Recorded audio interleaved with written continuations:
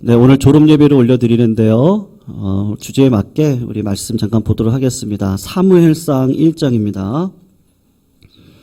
사무엘상 1장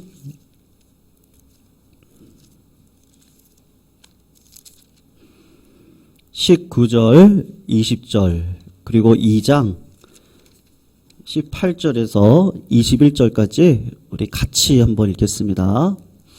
구약 408쪽에 있습니다.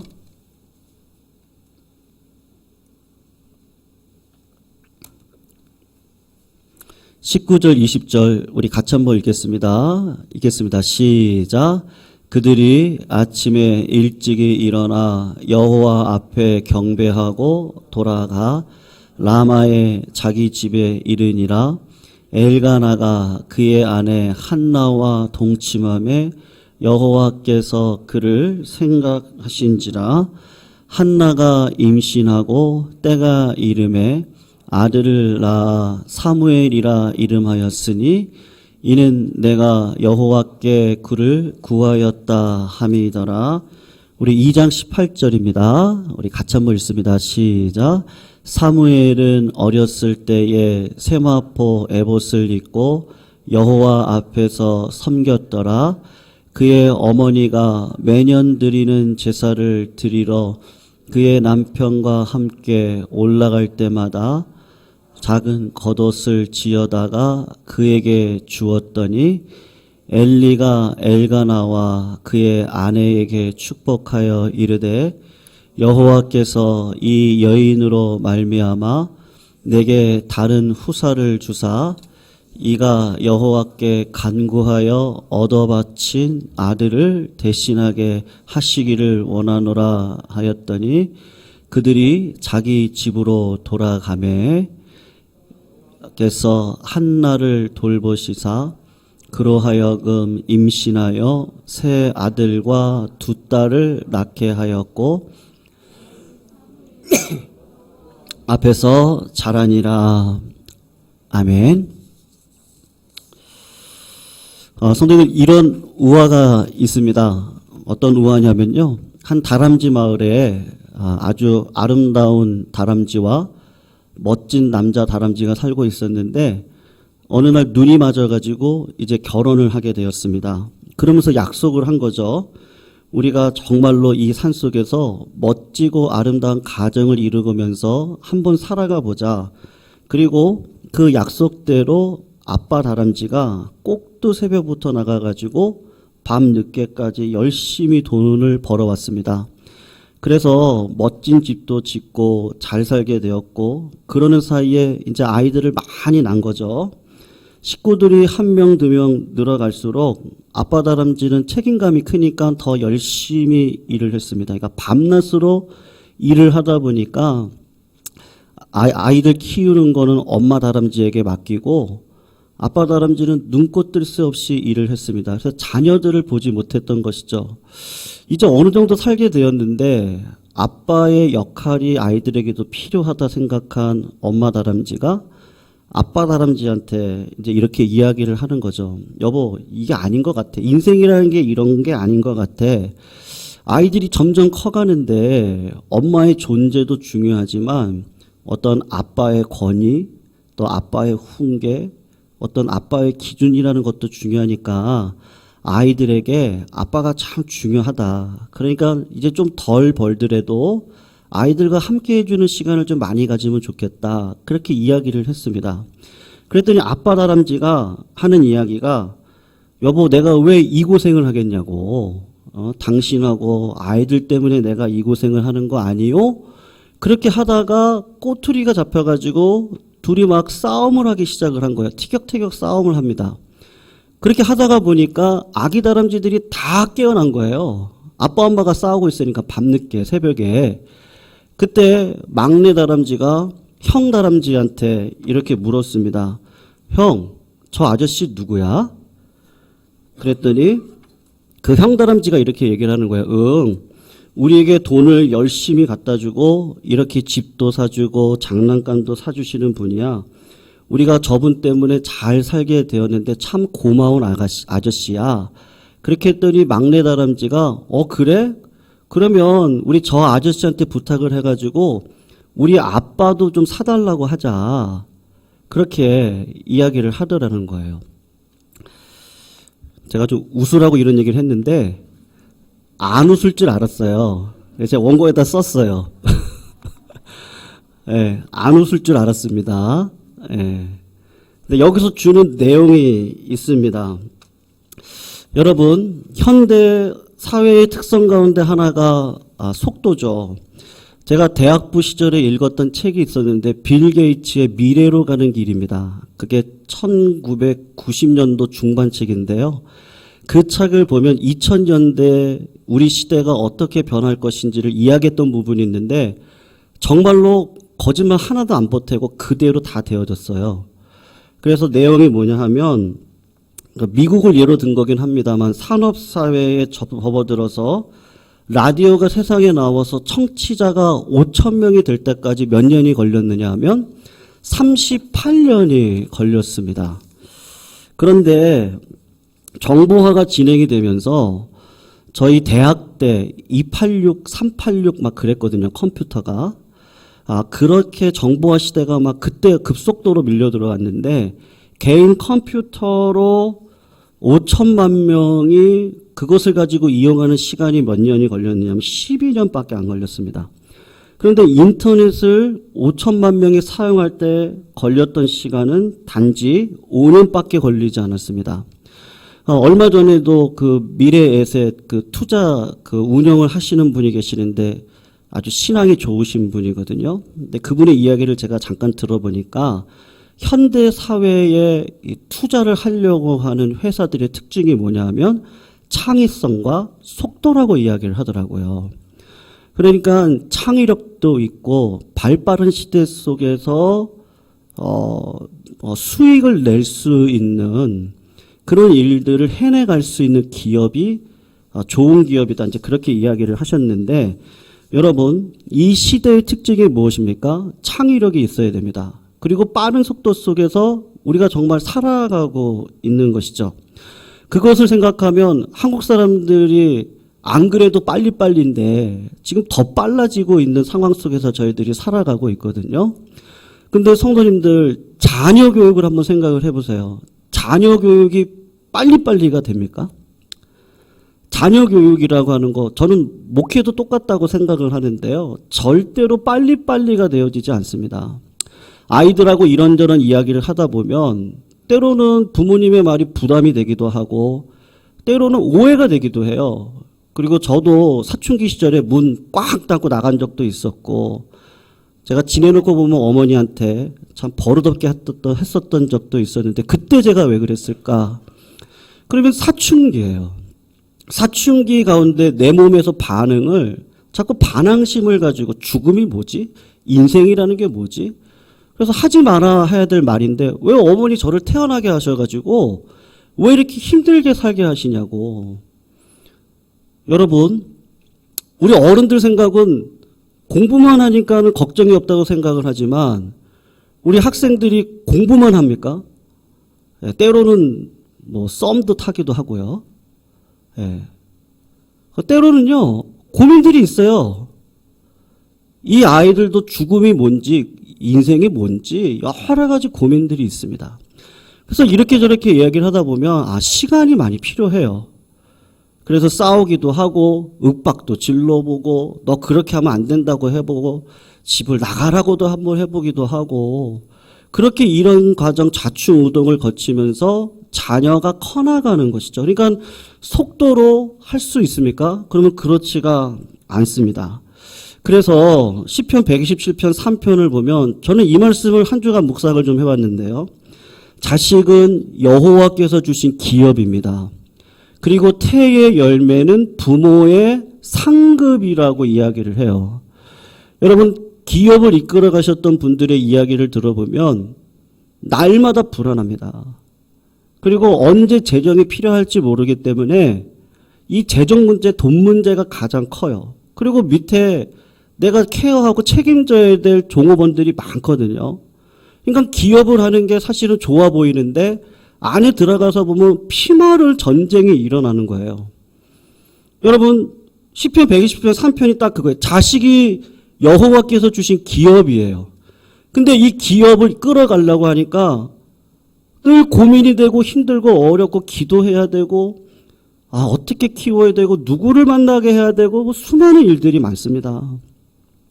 그래서 이 기업을 어떤 분은 숙제다라고 해석을 하시는 분들도 계시더라고요. 그래서 참 그 말이 맞다. 그런데 어떻습니까? 그 자녀들이 그 태의 열매가 내 얼굴이에요. 나에게 큰 상급이에요.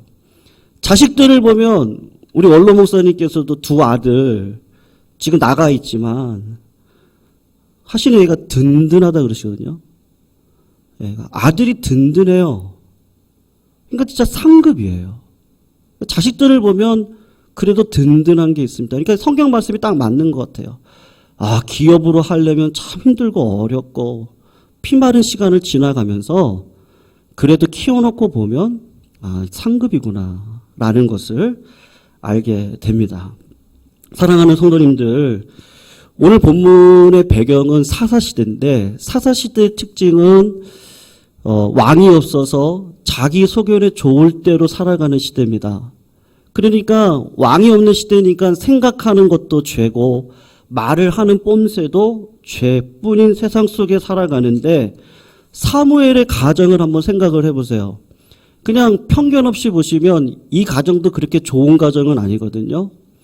한나라고 하는 본처가 있는데 애를 못 낳으니까 제사장이에요. 제사장이면 믿음으로 살아가야 되는데 후처를 얻어요. 분인나라고 하는 여자를 얻었는데 왜 또 분인나는 애를 그렇게 잘 낳습니까? 그러니까 후처가 애라고 하는 열매가 있고 상급이 있으니까 본처 한나를 무시하고 괴롭히기 시작을 합니다. 그때 한나가 그런 힘들고 어려운 가정 가운데 하나님 앞에 기도를 합니다. 하나님, 만일 나에게 아들을 주시면 그 아들을 나실인으로 하나님께 헌신하겠는데 머리에 삭도를 대지 아니하고 헌신된 아들로 하나님께 바치겠습니다. 그렇게 기도를 해서 응답받아서 아들을 낳는데 사무엘을 낳습니다. 여러분, 엘이라는 단어가 나오면 하나님이란 뜻이거든요. 그러니까 하나님께서 들으셨다라고 하는 게 사무엘의 뜻입니다. 사무엘이 죄악이 만연된 시대에 태어났음에도 불구하고요. 객관적으로 보면 상처가 많은 집안이 태어났음에도 불구하고 하나님께서 오히려 이스라엘 역사 가운데 이런 사람이 없어요. 사사시대에서 왕정시대에 불있지 않은 역할을 하는 사람이 사무엘입니다. 다윗이라고 하는 사람에게 기름을 부었던 자가 사무엘입니다. 사무엘은 평생을 말씀으로 돌아다니면서 말씀을 가리키고 그리고 사울왕이 그래도 믿음으로 살아가는 것 같을 때 자기가 했던 고백이 뭐냐면 이제는 내가 기도할 일만 남았구나. 그렇게 성숙한 사람이었어요. 그래서 이제는 내가 기도로 돕겠습니다. 그렇게 이야기했던 시대적으로 보면 이렇게 성숙하고 이렇게 말씀의 종이고 어릴 적부터 말씀으로 자랐던 사람이 없습니다. 근데 가정은요. 그런 가정이 아니었거든요.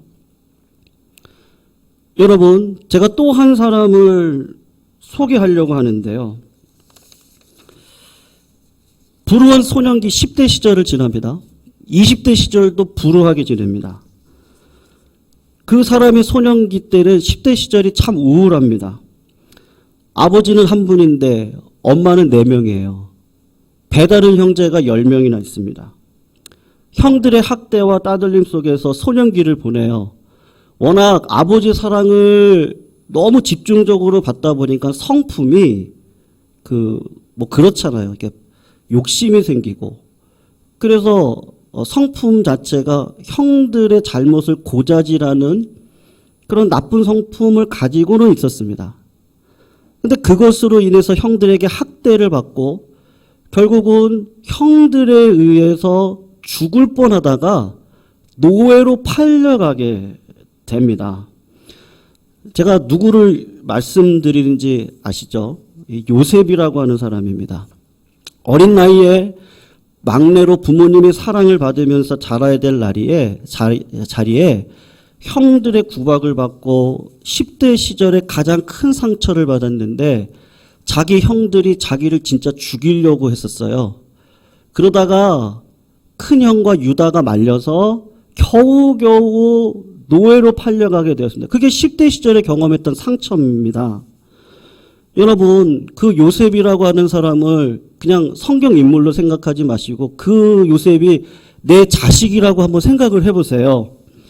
여러분, 10대 시절에 외국으로 끌려가가지고요, 노예로 살아가고 있는 내 자식이라고 한다면 그 자식이 잘 살아갈 수 있겠습니까? 그곳에서 성공적인 삶을 살아갈 수 있겠어요? 절대로 불가능한 이야기입니다. 생각만 해도 가슴이 찢어지는 일이죠. 내 자식이 죽을 뻔했어요. 노예로 팔려가지고 평생 이방 땅에서 이방인으로 살아가야 됩니다.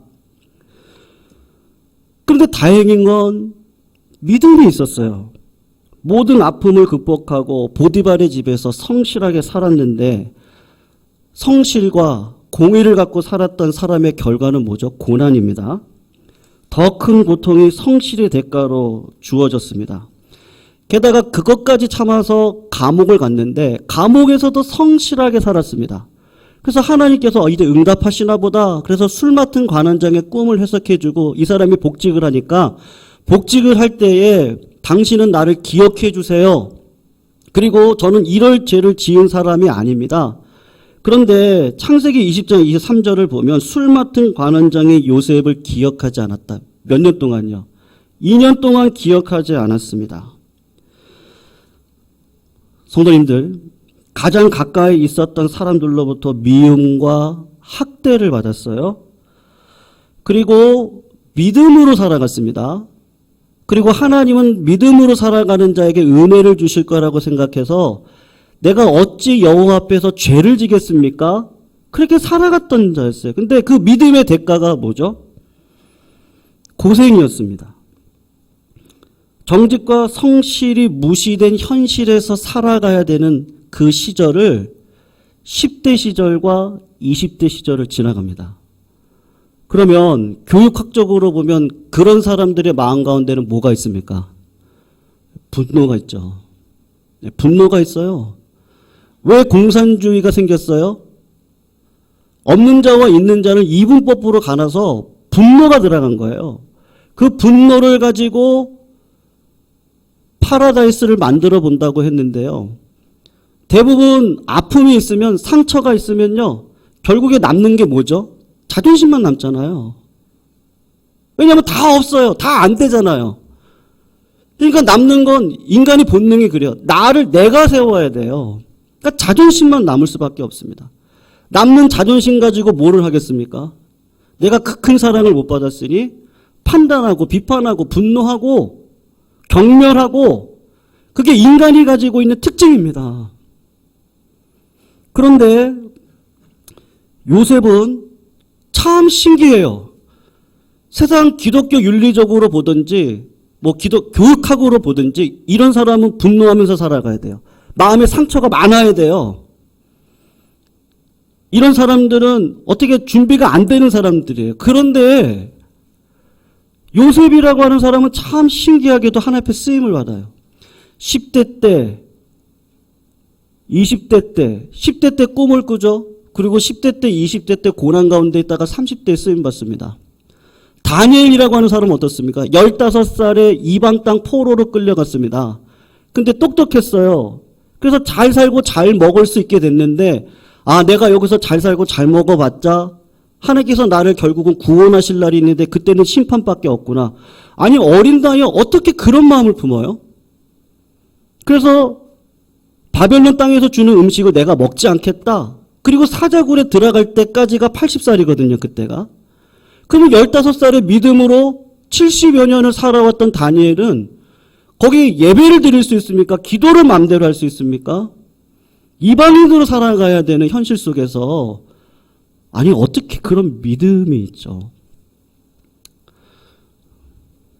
여러분 저도 저희 자식들이 있지만 이렇게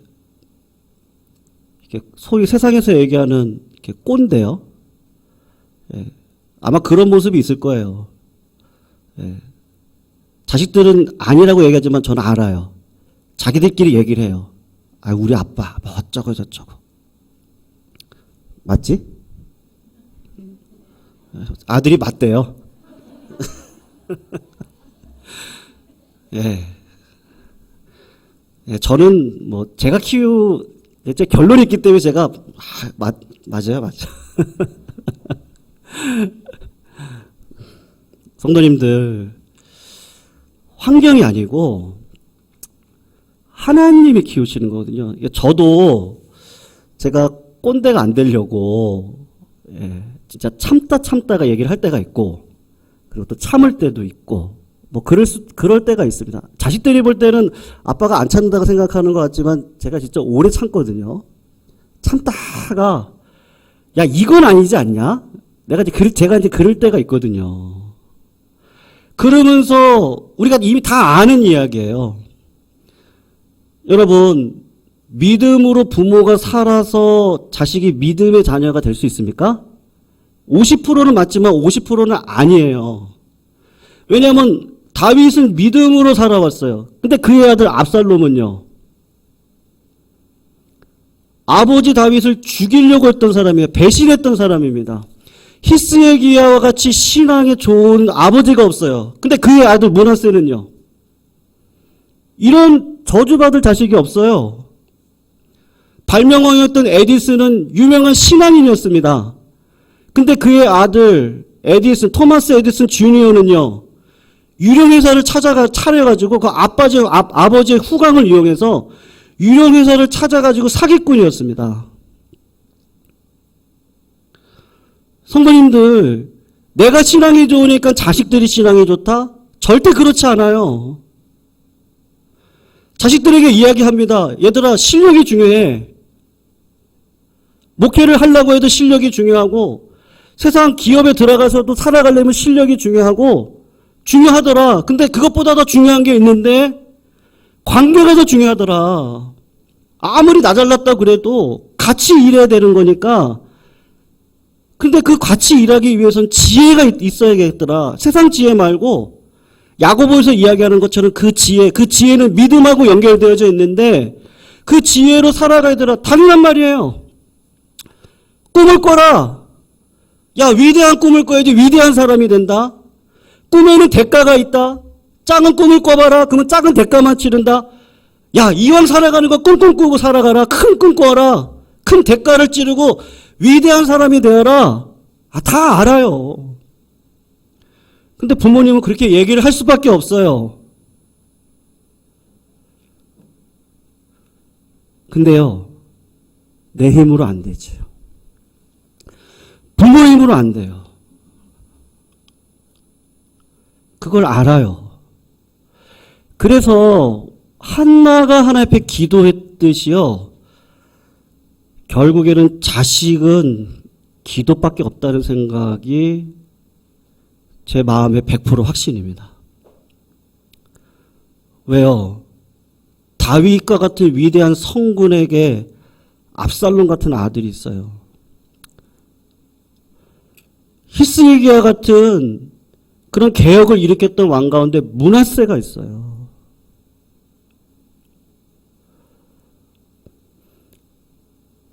사무엘의 아들은 어떻습니까?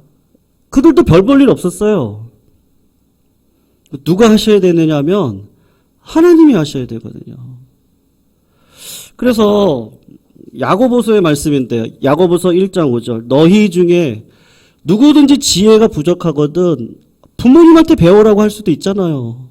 그런데 그렇게 하지 않고 모든 사람에게 후히 주시고 꾸짖지 아니하시는 하나님 앞에 구해라. 그리하면 주시리라. 시편 127편 1절에서 2절. 부모가 집을 세우는 게 아닙니다. 여호와께서 집을 세우지 아니하시면 세우는 자의 수고가 헛됩니다. 여호와께서 성을 지키지 아니하시면 그 성을 지키는 경성함이 허사입니다. 너희가 일찍이 일어나고 늦게 누우고 수고의 떡을 먹는 게 헛됩니다. 잠언 16장 9절. 사람이 마음으로 아무리 그 길을 계획한다 할지라도 그 길을 인도하시는 분은 하나님이십니다. 아니, 제 마음도 제 마음대로 못하는데 어떻게 내 자식을 내 마음대로 할 수 있겠습니까? 옛날 이태리 한 예배당의 대낮인데요. 한 어머니가 들어오셔서 교회 의자에 앉아가지고는 막 흐느껴 울었습니다. 막 엉엉 울었어요. 막 부르짖고 울면서 너무 크게 흐느껴면서 우니까 그 교회의 감독 되시는 분이 그 부인의 어깨를 툭툭 치면서 자매님 왜 이렇게 너무 흐느끼게 우시느냐고 그렇게 이야기를 했더니 제 아들이 이단에 빠졌습니다. 그래서 엉엉 울은 거예요. 그럴 때 그 어머니 어깨를 두들겨 주시면서 그 감독이 아주 유명한 이야기를 했습니다. 부인이요, 기도하는 어머니의 자식은요 결코 망하지 않습니다. 그 말을 하시고 떠나셨어요. 여러분, 그 어머니가 누구시죠? 모니카. 그의 아들은요 어거스틴이요. 세인트 어거스틴, 성 어거스틴. 성도님들, 자식을 위해서 기도하면 자식은 반드시 잘 될 줄로 믿습니다. 하나님은 살아계시기 때문에 그렇습니다. 우리 자식들이 뭘 배워야 되죠? 저는 다른 거 다, 저는 뭐 진명이한테도 야 웬만하면 목사 되지 말아라. 이게 이 길이 진짜 저희 어머니랑 마음 똑같아요. 이 길이 진짜 끝까지 걸어가는 일에 있어서 진짜 편한 길은 아닌 것 같은 거예요. 근데 기도하는 건 좀 배웠으면 좋겠어요. 다른 거 말고요. 그냥 하나님 앞에 의지하는 거예요. 하나님을 바라보는 거예요. 하나님 앞에 나아가는 거예요. 지금은 뭐 성경을 안 들고 들어오고 뭐 슬리퍼 신고 올 수도 있고 뭐 부모님이 꼰대처럼 보일 수도 있고 다 그런데 시간이 흘러가면서 부모님의 그 등 있잖아요. 왜 저렇게 흐느끼 울면서 기도했을까? 왜 부모님은 기도를 그렇게 할까? 왜 하나님만 하실 수 있다고 그럴까? 그거를 자식들이 배우면 그다음부터는 문제가 없는 줄로 믿습니다. 왜요? 부모 하나님이 책임져 주시니까요. 제가 책임지는 게 아니고 저도 어차피 죽는데 하나님이 다음 세대 그 다음 세대를 책임져 주셔야 되잖아요. 사실은 졸업 예배 이렇게 그냥 작년에도 교육부에서 마쳤기 때문에 그냥 올해도 그냥 교육부에서 했으면 좋겠다 그냥 그렇게 생각을 했는데 교육부서에서 우리 선생님들하고 다 회의를 하시고 주일 예배 때 하면 좋겠다. 그런데 저희 자식들이 2명이나 있잖아요. 그래서 남사스러워서 그냥 안 했으면 좋겠는데 제 속마음은. 그래서 민정이 오고 그리고 성현이 오면 하겠다고 그러면. 근데 민정이가 오늘 온다고 연락이 왔었어요. 그래서 저는 우리 민정이한테도 그리고 우리 자식들도 있지만 또 우리 다른 우리 청년 선생님들도 계시지만요. 우리 재혁형제 딱 있네요. 그 뒤에 어머니 등 딱 보이시죠? 재혁형제? 그 부모님의 그 신앙의 여정을 좀 닮아가는 자리가 되었으면 어떨까. 그리고 우리 성도님들 뭐 내 자식 네 자식이 어디 있습니까? 같이 우리 자녀들을 위해서 기도해 주시고 그렇게 합력하여서 선을 이뤄가시는 교회로 쓸 때 하나님은 제가 우리 예관교회 100년 대계를 말씀을 진짜 거침없이 말씀을 드렸는데 그건 뭐 하나님이 하셔야 될 문제니까요. 그렇게 될 수 있도록 작은 씨앗들 하나하나가 믿음으로 성장해 갈 수 있도록 우리 성도님들 기도해 주시기를 부탁드리겠습니다. 그리고 우리 아이들을 정말 믿음 안에 잘 성장할 수 있도록 또 우리 어르신들의 책임이 있습니다. 그래서 늘 기도의 자리에 서 주시기를요 부탁드리겠습니다.